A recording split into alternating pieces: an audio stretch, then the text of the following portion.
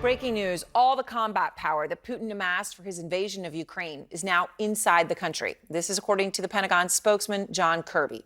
Kirby also says, though, that the harsh truth is that Russian troops may have been misled about their mission to begin with.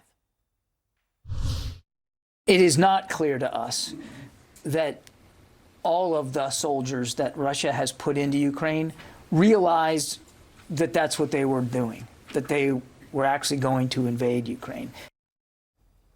This is war coverage remains blacked out in Russia after Putin signed a law that criminalizes news reporting on his invasion, not even allowed to call it a war. TV Rain, Russia's last independent network, among the networks having to shut down. Its last words, quote, no to war. Out front now, Tikhon Zaitko, TV Rain's editor-in-chief. He had to flee Russia with his family after the crackdown. Tikhon, I'm glad to see you. I'm glad that you're safe and your family is safe. Hi, thanks for having me. Yeah, so I guess the first question I have for you now that we hear about TV networks going to black and basically a blackout in terms of information from Russia in so many ways, are you still able to get real information from sources inside Russia? Well, I think yes, because we still have social media. We still have some news outlets which are working from abroad, and they are gathering information and they are spreading information. So yes, it is still possible.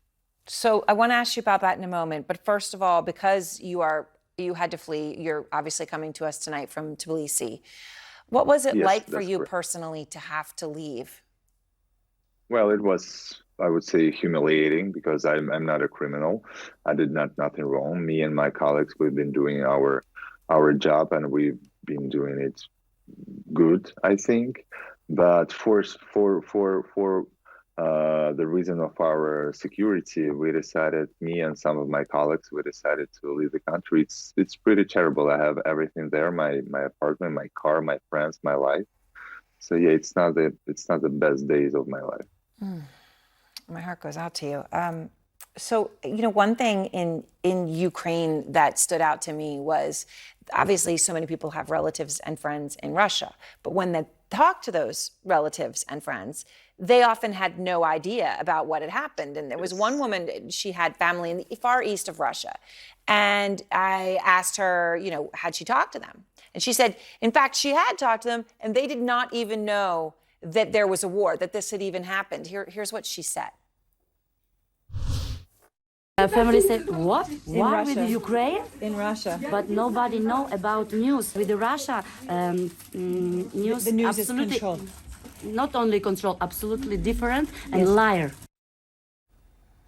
And I heard it again and again, right? Ukrainians with family in Russia say their families have no idea what is going on. I mean, Tikhon, there's 140 million people in Russia. Do people really believe what they're hearing from state media and the Kremlin? I would like to add that there was an interesting story. Also, there was a guy who was in Ukraine, and the town where he was bombed by Russian army, and he called his dad in Russia. And he said, they are bombing us. And Dad responded, no, that's not true. This is not happening. Well, unfortunately, it's the result of years and years of state propaganda, especially since 2014, the annexation of Crimea and the revolution in Ukraine, when Russian state propaganda started to spread information about neo-Nazis in Kremlin, about in Ukraine, I'm sorry, about bad fascists in Kiev, etc., etc. Yeah. Of course, a lot of people in Russia believe in this kind of information. That's why there is a huge percentage of people who trust what now Russian government is saying, but not the majority, I would say, not the whole country. There is a different part of Russian society which is eager to get independent information and which does not believe this all propaganda stuff. But unfortunately, that's correct. Propaganda works and works good. It works, but I will say, Tikhon, one thing you just said there that I thought was crucial. You do not think it's the majority of Russians who believe it. Yes, well, there is this poll made by Wnba. It's one of Russian sociology organizations, and these polls shows that 62% of Russian population supports the war. And if Wnba, this is a pro-Kremlin institution, if it says 62, I think you should think that in reality it's 30 or 35. And the very important thing for me is the number of our audience. The last days of our broadcasting, it was 25 million views per day, only on YouTube. I don't even mention our other platforms. If people don't believe if they watched Dost, that means that they wanted to hear the truth. That means that they did not support the war. So, and it is really important. Well, Tikhon, I really appreciate you taking the time to speak with me. I really am grateful, and I'm so sorry for what you're going through and your family, just to be so unmoored and so at a loss. Thank you. And next, Russia detaining one of the WNBA's top players. Biden says he's working to get her home, but we can all imagine that might be really hard. And we're live in Romania tonight, where tens of thousands of Ukrainians, probably more if we knew the real numbers, have fled. What they're telling us about the war tonight. I'm Clarissa Ward in Kiev, and this is CNN. President Biden today says he's working on getting the detained American WNBA player Brittany Griner out of Russia. Now, this is according to the lawmakers who met with him on the star basketball player's case. Griner is a member of the Phoenix Mercury. She plays professionally for a Russian team in the off-season. That's why she was there. She wasn't there just to hang out. She was there earning money. She was arrested at a Moscow airport on alleged drug charges. Though details surrounding her arrest are murky, her whereabouts now are actually unknown.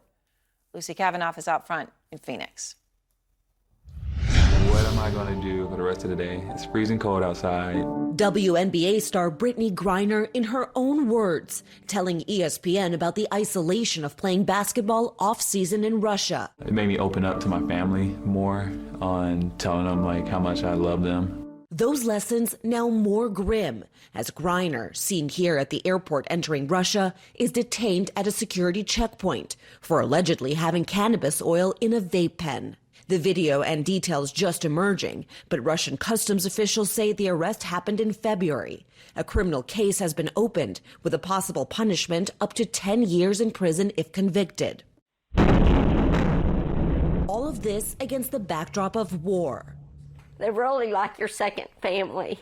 Debbie Jackson coached Griner at a Houston high school, calling her disciplined and humble. Jackson isn't surprised Griner went on to become a 7-time WNBA All-Star in Phoenix and 2-time Olympic gold medalist. Her message now for her former student: You've always had a true resolve and grit to get to the finish line, and know that you will get to the finish line. Griner's wife on Instagram telling her, "My heart, our hearts are all skipping beats every day that goes by. I miss your voice. I miss your presence." Those familiar with Russian policy say Griner's sexual orientation may also be a complicating factor. Russia has some very, very strict LGBT rules and laws. That may be part of this also. You're worried that's part of this? I wouldn't be surprised. California Congressman John Garamendi says the lack of a diplomatic channel with Russia amid the war in Ukraine is a huge roadblock. Secretary of State Antony Blinken said the U.S. is working this and other cases, like that of Trevor Reed, held in Russia for more than 2 years, telling the U.S. Embassy he has no medical attention behind bars. We're doing everything we can to see to it that their rights are upheld and respected. Like others, Griner plays in Russia during the off-season, where the pay is better. Now her toughest challenge moves to a different kind of court. You're always hoping for the best and cheering for them to stay on top. And Aaron, so many unanswered questions about this case. We don't know the exact date of Griner's arrest. We don't know where she's being held or under what conditions. CNN has reached out to Russia's Ministry of Foreign Affairs for comment and other Russian officials. No response yet. The basketball star's fate for now hanging in the balance. Aaron? Lucy, thank you very much. I want to bring in Evelyn Farkas now, former U.S. Deputy Assistant Secretary of Defense for Russia, Ukraine, and Eurasia in the Obama administration. So, Evelyn, you referred to Griner as a, quote, perfect hostage for Putin. What do you mean by that? Well, Aaron, because she's high profile, she's a sports star. She will be, obviously, people in America who might not otherwise pay attention to what's happening in Russia and Ukraine might pay attention because of who she is. And I guess I would add, I wouldn't disagree with the element of her being LGBTQ because, of course, Vladimir Putin, it's part of his big agenda in Russia. And frankly, to appeal outside of Russia, he has a big anti-LGBTQ platform. But I think first and foremost, it's because she's a superstar athlete. And maybe he thinks that it will put pressure on President Biden to change something that he's doing or to make a concession to Russia. I would doubt that would happen, but of course it is an upsetting situation. Thank you, Evelyn. I appreciate your time. And next, we're live along Ukraine's border, where so many people are now having to rely on the humanity and kindness of strangers. Plus, one couple's wedding in the war zone. The mayor of Ukraine's capital was even there in his bulletproof vest.